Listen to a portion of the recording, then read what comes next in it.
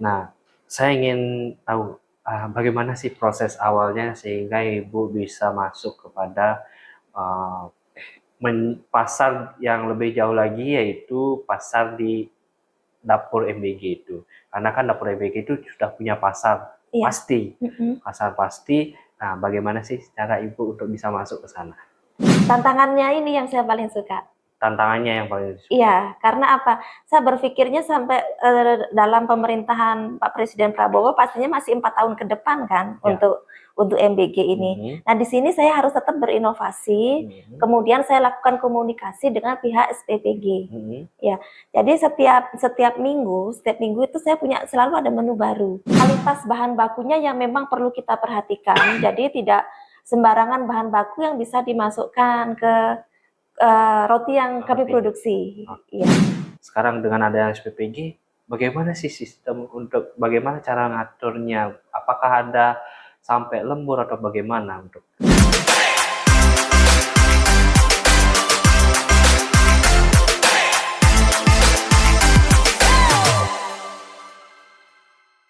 Halo Sobat UMKM, kembali lagi pada acara hari ini yaitu Bincang Bisnis Kreatif bersama saya Gede Handika Putra. Hari ini saya mengundang salah satu pelaku usaha yang sudah sukses, muda, cantik, dan berjiwa wirausaha.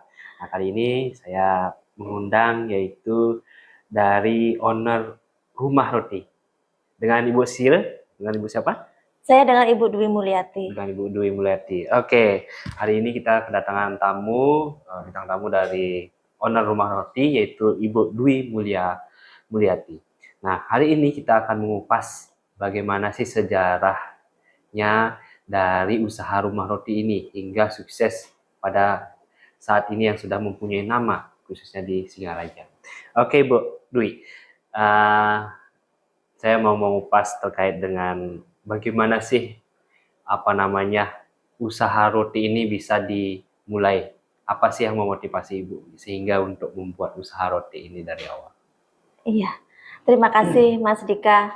Mungkin saya mulai ke ini ya, story berdirinya Rumah Roti. Jadi sebelum saya punya usaha roti ini, saya sebenarnya adalah seorang advisor. Saya kurang lebih 8 tahun lah saya bekerja sama dengan berpartner bisnis dengan perusahaan internasional, yaitu dari Kanada. Saya belajar banyak dari perusahaan itu dan saya termasuk salah satu sebagai trainernya di sana. Dan kemudian ada kejadian yang tidak pernah saya bayangkan tahun 2019,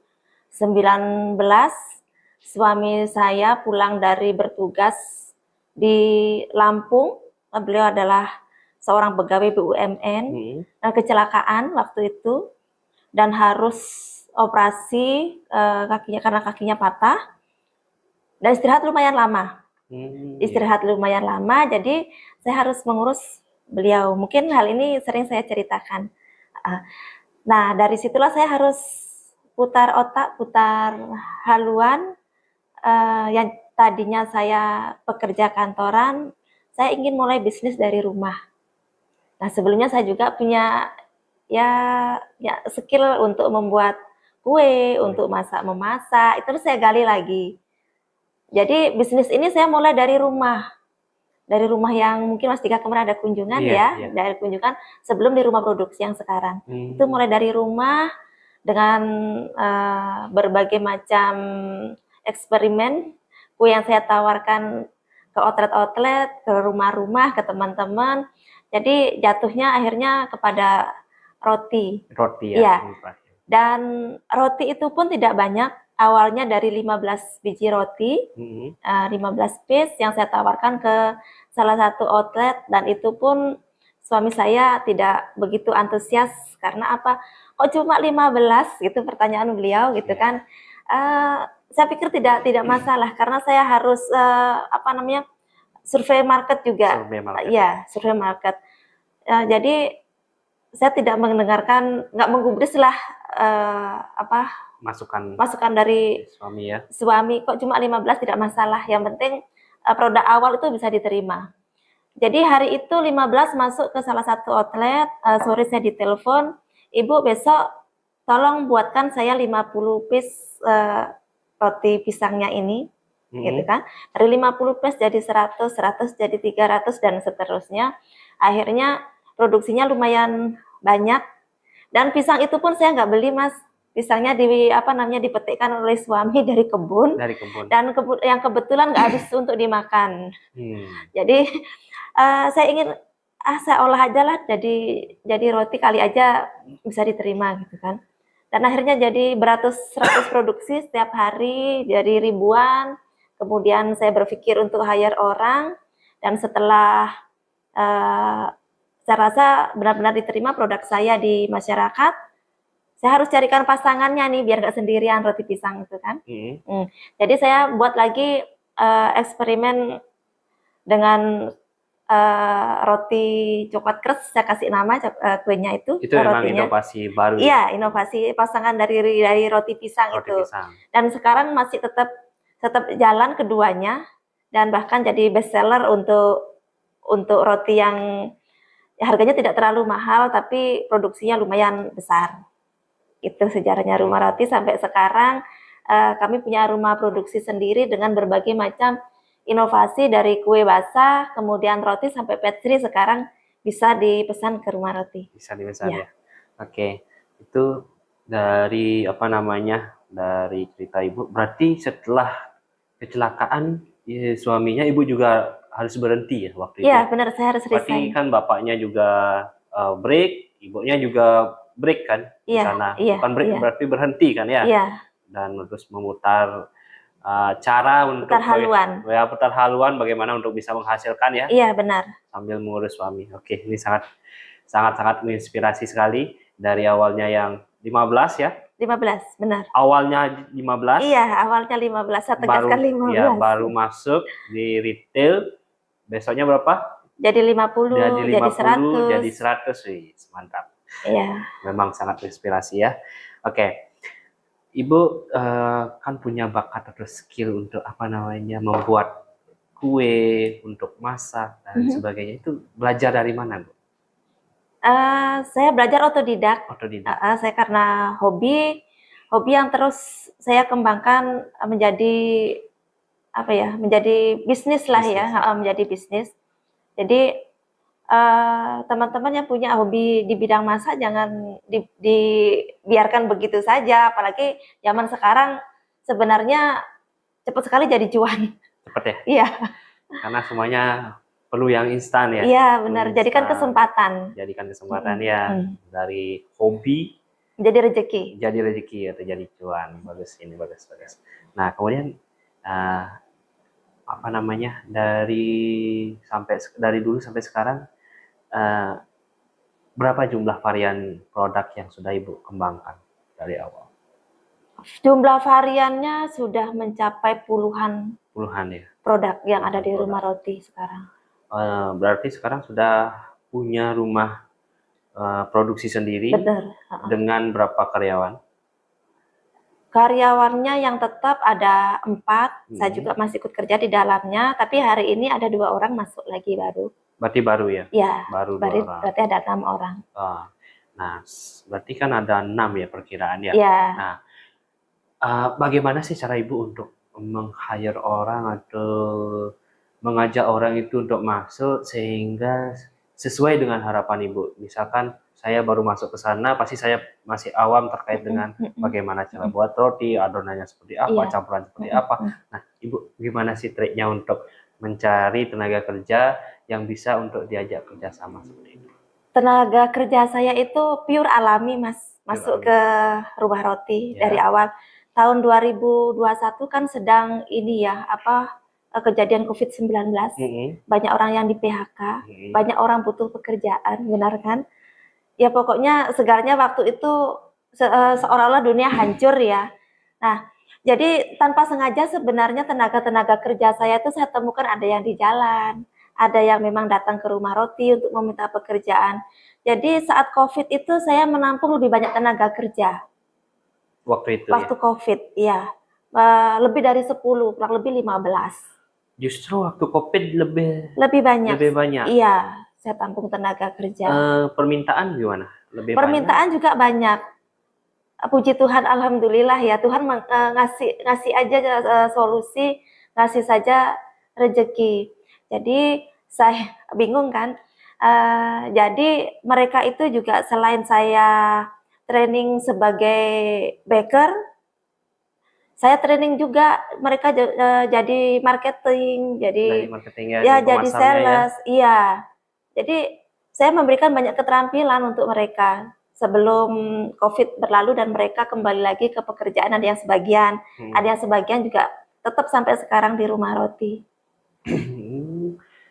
Saya dengar dari apa namanya ceritanya Ibu, justru terbalik ya, justru di kala COVID justru permintaannya banyak sehingga dia bisa menampung lebih banyak lagi tenaga kerja ya. Padahal pada situasi itu adalah situasi yang sangat sulit, di mana perusahaan-perusahaan banyak yang ambruk, banyak yang tutup perusahaannya, sehingga orang-orang itu semuanya untuk berlomba-lomba untuk membuka usaha. Dan ada yang balik kampung, buka usaha, ada yang bertani lagi ke kampungnya. Tapi dengan rumah roti ini justru terbalik ya, justru di masa COVID lebih banyak menampung tenaga kerja dan diimbangi dengan permintaan yang juga bertambah ya. Bertambah, benar. Oke. Mantap ini begininya usahanya. Keajaiban Tuhan. Keajaiban Tuhan ya. Oke. Nah, selama menjalankan usaha dari awal sampai sekarang, apa sih tantangan yang berat yang dialami oleh rumah roti? Pasti ada jatuh bangunnya ya, pasti ya. Sudah pasti Mas, jatuh bangun itu yang ditipu orang pura-pura jadi customer juga ya pernah. Barangnya dikirim? Barang terkirim, uang yang terkirim karena pembelian bahan baku. Yang bahan bakunya tidak kunjung datang sampai hari ini. Oh, itu pembelian bahan baku ya? Iya, pembelian bahan baku. Dan sudah ikhlas lah ya sampai sekarang. Saya pikir bisnis itu biasa jatuh bangun Mas. Kemudian kalau yang masalah fatal sekali, saya rasa nggak ada sih, tergantung dari trik kita saja dalam menjalankan usaha. Jadi tidak perlu dibilang ngoyo sekali. Ya enggak, tapi kalau kita nggak punya kreativitas, pasti terasa berat. Kalau kita tidak mencintai pekerjaan itu pasti terasa berat. Berat ya? Ya, yang berat sekali, yang rasanya berat sekali malah justru saya punya tanggung jawab 2 orang anak yang waktu kemarin-kemarin masih mereka pada kuliah. Pada kuliah, papahnya sudah tidak lagi bekerja di perusahaannya karena yang kecelakaan yang tadi itu. Jadi semua biaya-biaya rumah roti yang menanggung. Berarti dari hasil usaha itu? Dari hasil usaha. Sampai mereka lulus di arsitek dan satu dari Wusong University. Dari luar negeri ya? Iya. Dari usaha rumah roti. Dari usaha rumah roti. Bisa menyukseskan 2 anak ataupun menyekolahkan 2 anak hingga lulus tamat kuliah, bahkan ada lagi satunya tamatan atau lulusan dari luar negeri Ibu ya? Iya. Oke.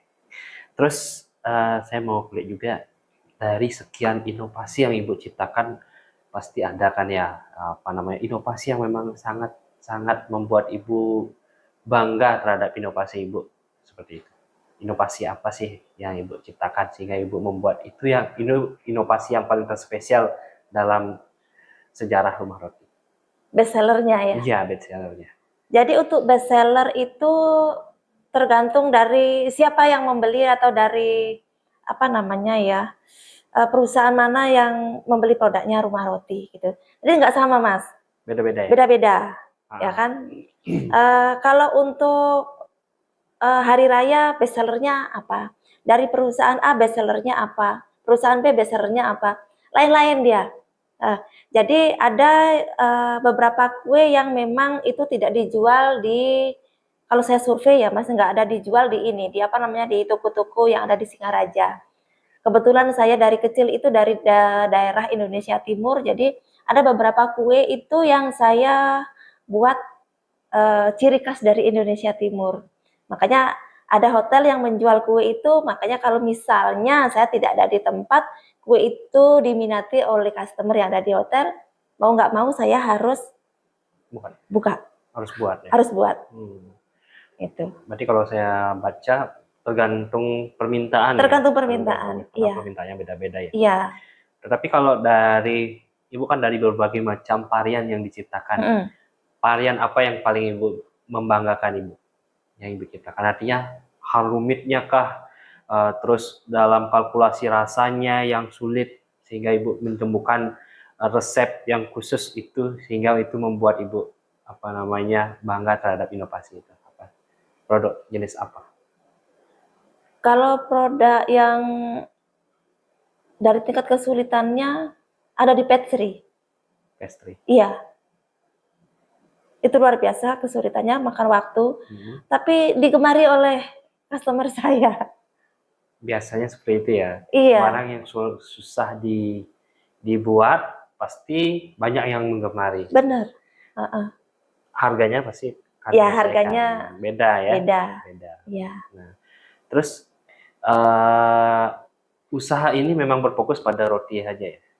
Usaha ini sudah berkembang, Mas. Dari yang tadinya hanya roti, kemudian karena saya bekerja sama dengan hotel dan beberapa restoran, jadi inovasinya sampai ke kue basah, ke cake juga, ya. Dan yang terakhir ini ke pastry. Iya. Seperti itu. Jadi berkembang terus inovasinya. Berkembang terus ya. Nah, terus kalau tantangan dari misalkan respon negatif dari pelanggan ada nggak kira-kira selama ini? Respon negatif dari pelanggan hampir tidak ada. Hampir tidak ada. Bahkan sebenarnya kadang-kadang karena antre produksi, tidak bisa dipungkiri ada keterlambatan saya dalam pengiriman produknya. Jadi saya tidak malu-malu untuk meminta maaf kepada customer saya. Dan masih ada sih WA-nya tuh, saya tidak kapok walaupun terlambat dalam pengirimannya. Saya pikir kan itu kan kesalahan saya ya Mas ya, kesalahan dari Rumah Roti dalam pengiriman. Sebenarnya tidak ada alasan untuk itu. Tapi karena memang kadang-kadang keterbatasan, antriannya juga lumayan, jadi mereka mau rela menunggu produk yang kami miliki. Nah, pernah nggak selama ini menemukan di mana masa permintaan itu banyak dan sedangkan Ibu harus produksi juga, sedangkan permintaan sangat banyak. Pernah menemukan hal seperti itu? Sering. Sering ya? Iya, sering. Nah, bagaimana cara Ibu untuk menanggulangi itu? Apakah ada kerjasama dengan pengusaha lain atau UMKM lain yang serupa dengan UMKM roti atau bagaimana solusi itu? Kalau keluar agak sulit saya karena saya kan punya standar tersendiri ya dalam memproduksi produk yang kami miliki. Justru dari luar yang banyak bekerja sama dengan kami. Dari luar yang menyesuaikan dengan standar Rumah Roti. Betul. Ya betul, itu berarti ada kerjasama dengan pihak UMKM lain berarti ya? Ya UMKM lain yang ngambil produk kami. Yang ngambil produk Ibu? Iya. Kalau Ibu mengambil produk nggak ada di luar? Oh ya. Justru Ibu yang mengambil, orang lain yang ngambil di. Betul. Iya. Oke. Terus kalau ketemu dengan tantangan tadi, misalkan tadi ketika karena rame, bagaimana sih solusi Ibu? Solusi untuk menyelesaikan permasalahan itu? Karena untuk menolak kan nggak enak juga ya, kayak menolak nggak enak. Terus untuk biar jalan gimana? Saya lakukan meeting sama tim kerja saya. Lakukan meeting? Iya, saya lakukan meeting dengan tim kerja saya sambil evaluasi. Ini ada pesanan sekian menjelang misalnya hari raya ya, menjelang hari raya pesanan sudah ada masuk sekian. Bagaimana kita solusinya bisa mengerjakan atau tidak? Atau biasanya saya kalau menerima telepon untuk pesanan, saya pending dulu. Pending dalam artian saya memberikan janji saya bicarakan dulu sama tim kerja saya. Bisa enggaknya? Iya, bisa enggaknya. Jadi tidak serta-merta setiap pesanan yang masuk saya terima. Kalau itu sekiranya berat, saya bicarakan dulu sama tim kerja saya. Apakah mereka sanggup atau tidak? Kalau mereka sanggup, saya telepon kembali customer saya. Seperti itu. Jadi supaya tetap jalan perusahaan, kemudian customer tidak kecewa juga, tim kerja saya juga enjoy dalam melakukan pekerjaannya, tidak merasa dipaksa. Ya. Oke. Kalau tantangan lain ada Kak kira-kira Bu? Dari harga bahan baku, kemudian harga dari pesaing, kira-kira ada? Pasti kalau dari tantangan harga pasti ada, dari pesaing, kemudian dari pengadaan bahan baku, terutama kalau misalnya dari pesaing, bagi kami Rumah Rati kan kami punya standar kualitas tersendiri. Kalau misalnya pesaing mau dengan harga yang lebih murah, ya tidak apa-apa, silahkan, itu hanya mereka. Tapi kami punya standar sendiri dan punya customer tersendiri yang mencintai Rumah Roti. Oke. Iya. Nah, selama ini untuk pemasarannya kemana aja Bu? Karena kan produksinya tiap hari ya? Iya. Produksinya tiap hari, terus untuk pemasarannya kemana saja? Pemasarannya ada yang ke masyarakat umum, ada yang ke outlet, ada yang ke hotel. Kami juga berpartner dengan beberapa pemilik catering, ada yang ke restoran, ada yang ke kantor, dan yang terakhir kami juga bekerja sama dengan dapur MBG atau dengan SPPG. Dengan SPPG? Iya, betul. Oke, ini menarik nih.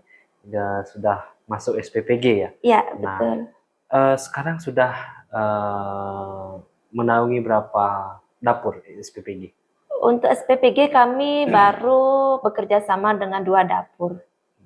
Yes. 2 dapur. 2 dapur dan sudah masuk bulan ketiga. Masuk bulan ketiga. Ya. Satu dapur berapa orderannya Mia? Satu dapur rata-rata 3.300 tergantung omprengnya mereka.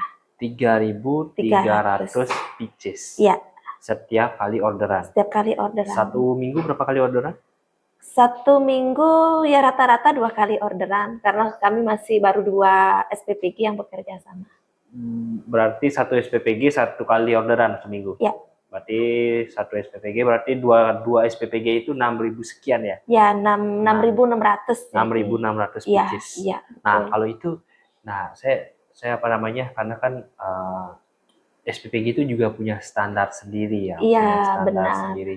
Mungkin ini juga menjadi nilai tambahnya bagi UMKM karena dia memiliki standarnya sendiri, mempunyai brandingnya sendiri. Iya.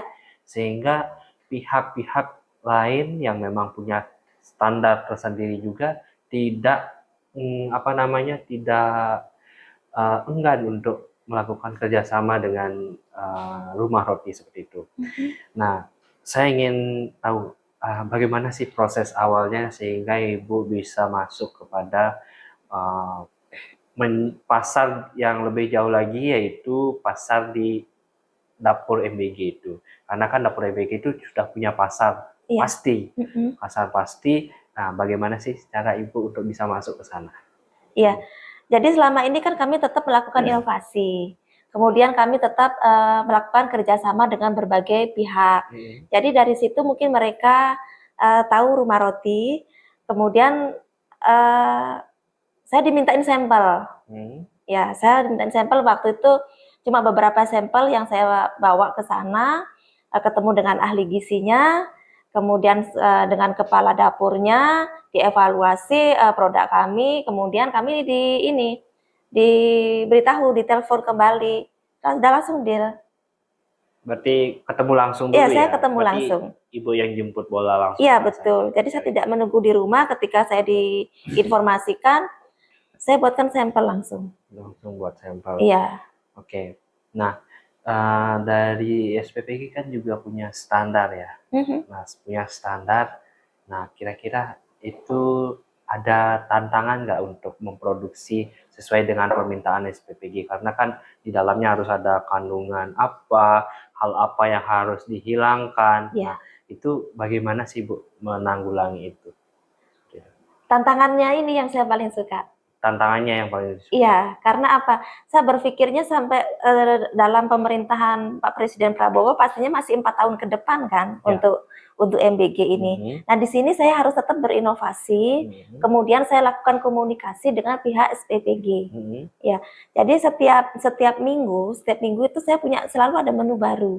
Setiap minggu. Iya, supaya standar yang diberikan oleh SPPG dan kemudian roti yang saya buat itu disukai oleh anak-anak. Gitu. Ya.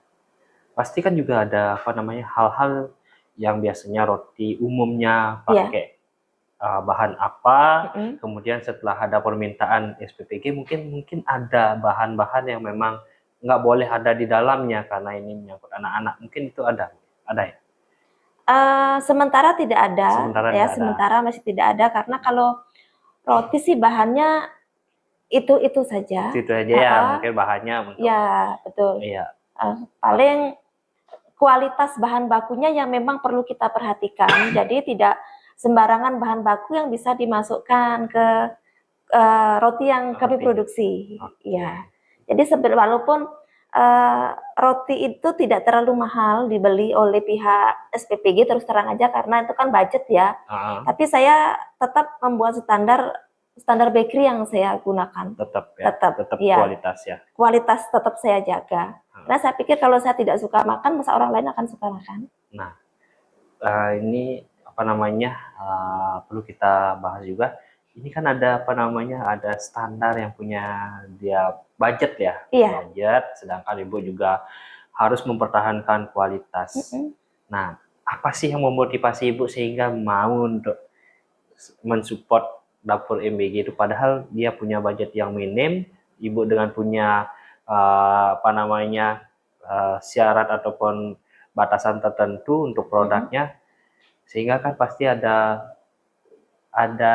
efisiensi dari apa namanya keuntungan, sedikit keuntungan yang dapat, tapi ibu justru mau mengambil itu. Nah, hal apa sih yang ibu yang memotivasi saya? Yang memotivasi itu? Iya, pertama saya rasa sudah pasti dipesan sekian, tidak ada barang reject. Tidak ada barang reject, ya, sudah pasti. Sudah pasti, karena kalau dari dapur kami juga sudah apa ya, kami sortir lah ya, sudah sortir sebelum masuk, sudah tidak ada barang reject. Yang kedua, otomatis salary dari karyawan saya akan naik, ya kan? Dan salary akan naik. Kemudian kalau barang sudah pasti dibeli semuanya. Kemudian keuntungannya sedikit, ya kan? Keuntungannya sedikit karena budget yang diberikan oleh pihak SPPG standarnya sekian. Kami bermain di volume. Bermain di volume. Volume, ya. Dengan keuntungan yang sedikit, kalau volumenya banyak, kan sama hasilnya. Sama ya, walaupun sedikit. Walaupun sedikit. Banyak. Kali banyak. Ya, kali banyak.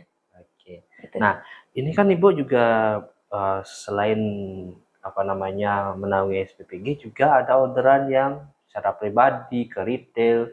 Nah, ini kan sebelumnya ibu punya tenaga berapa? 4. Iya. Nah, sekarang dengan adanya SPPG, bagaimana sih sistem untuk bagaimana cara ngaturnya? Apakah ada sampai lembur atau bagaimana untuk sistem kerjanya?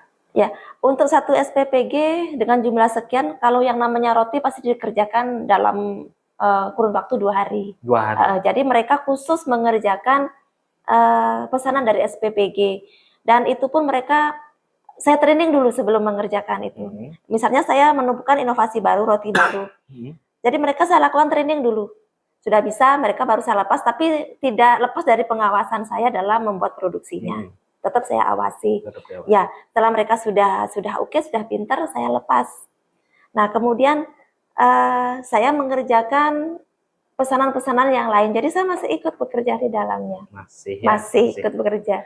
Di dalamnya. Iya, apalagi hari raya ya kalau di Bali. Oke, apa namanya rumah roti sampai sejauh ini dari awal berdiri sampai sekarang pasti tentu ada sentuhan-sentuhan dari dinas-dinas terkait ataupun instansi-instansi terkait. Nah, hal apa sih yang ibu rasakan hal-hal positif dari yang sudah diberikan kepada pihak-pihak tersebut? Terutama saya ucapkan terima kasih kepada Disperindak ya, Ya. Bapak Kepala Dinas, kemudian tim dari PLUT juga yang sering mengundang saya untuk ikut pelatihan-pelatihan tertentu yang sangat luar biasa, sehingga Rumah Roti semakin dikenal sampai saat ini. Saya ketemu teman-teman baru, ketemu para pendamping yang luar biasa lah bagi saya. Dari keterampilan juga yang tadinya saya tidak pernah mendapatkan sentuhan yang menurut saya ya belum pernah lah, jadinya kami bisa dapatkan di situ, seperti itu.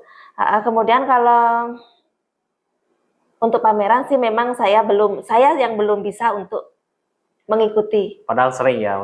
Sering ditawarkan, tapi saya belum bisa mengikuti karena terbentur oleh waktu, kemudian produksi yang hampir setiap hari terus terang aja overload.